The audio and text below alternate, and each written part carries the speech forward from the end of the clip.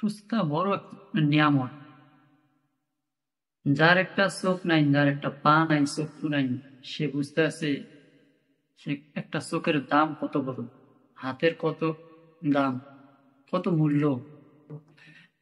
এই জন্য আল্লাহ পাক আমাদেরকে যে সুন্দর চেহারা দিছে, সুন্দর পা দিছে, চক্ষু দিছে, এর শুকরিয়া আদায় করা দরকার। আপনার এত সুন্দর চেহারা, আপনি এত সুন্দর চেহারা আল্লাহ পাক দান করছেন। এই চেহারা তো আল্লাহ পাক কুদরতি দ্বারায় আপনার মুখমণ্ডল, কপাল তার কুদরতি দ্বারায় তৈরি করছেন।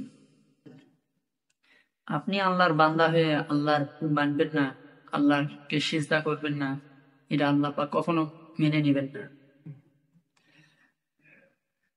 আল্লাহ পাক যে আপনার সুন্দর চেহারা দিছে, আপনি কি এই চেহারা দিয়ে দুনিয়ার রং তামাশা করবেন না আল্লাহর হুকুম মানবেন?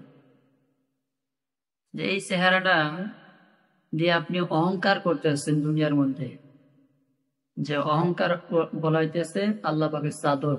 আল্লাহ পাক বলেন যে অহংকার আমার চাদর, যে ব্যক্তি আমার অহংকার নিয়ে টানা হেঁচড়া করবে, অহংকার করবে, সে আমার চাদর নিয়ে টানা হেঁচড়া করবে। আর যে ব্যক্তি বেশি করে অহংকার করবে সে ধ্বংস হয়ে যাবে।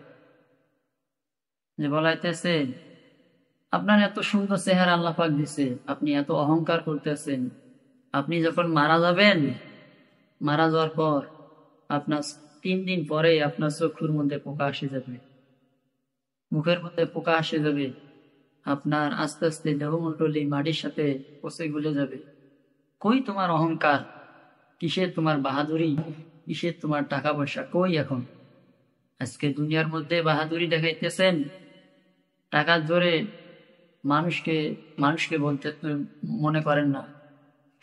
এই অহংকার আপনি কবরে যা দেখেন কি অবস্থা। যারা কবরে গেছে তারা বুঝতে আছে যে কি অবস্থা।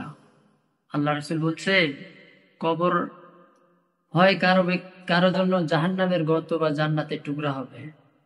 ভাই, কবর মধ্যে যার জন্য জান্নাতের টুকরা হবে সে অনেক ভাগ্যবান ব্যক্তি। আর যার জন্য জাহান্নামের গর্ত হবে তার মতো পৃথিবীর মধ্যে হতভাগা আর কেউ নেই।